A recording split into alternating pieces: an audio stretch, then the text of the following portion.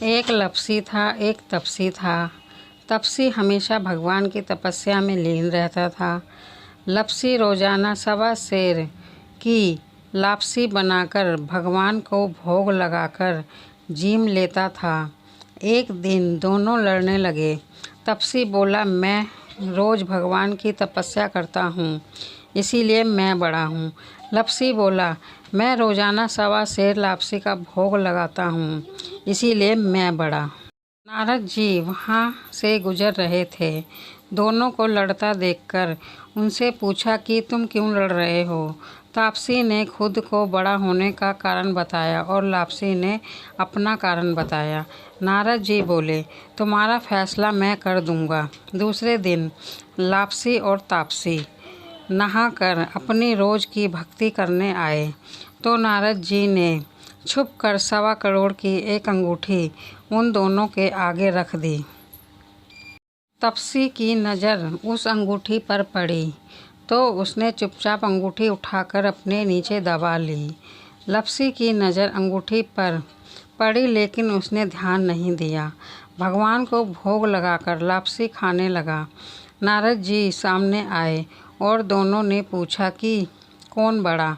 तो नारद जी ने तपसी से खड़ा होने को कहा। वो खड़ा हुआ तो उसके नीचे दबी हुई अंगूठी दिखाई पड़ी। जी ने तापसी से कहा, तपस्या करने के बाद भी तुम्हारी चोरी करने की आदत नहीं गई, इसीलिए लपसी बड़ा है और तुम्हें तुम्हारी तपस्या का कोई फल नहीं मिलेगा। तपसी शर्मिंदा होकर माफ़ी मांगने लगा।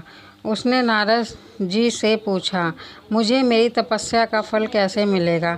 नारद जी ने कहा, यदि कोई गाय और कुत्ते की रोटी नहीं बनाएगा तो फल तुझे मिलेगा।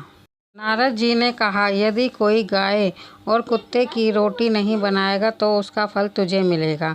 यदि कोई ब्राह्मण को भोजन करवा कर दक्षिणा नहीं देगा तो फल तुझे मिलेगा। यदि कोई साड़ी के साथ ब्लाउज नहीं देगा तो फल तुझे मिलेगा। यदि कोई दाएं हाथ दिया जलाए और तो फल तुझे मिलेगा। यदि कोई सारी कहानी सुने लेकिन तुम्हारी कहानी नहीं सुने तो फल तुझे मिलेगा। उसी दिन से हर व्रत कथा कहानी के साथ लपसी तपसी की कहानी भी सुनाई जाती है।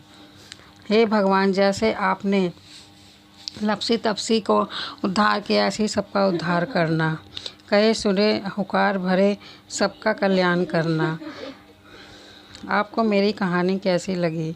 अच्छी लगी हो तो मेरी कहानी को सब्सक्राइब करें। धन्यवाद।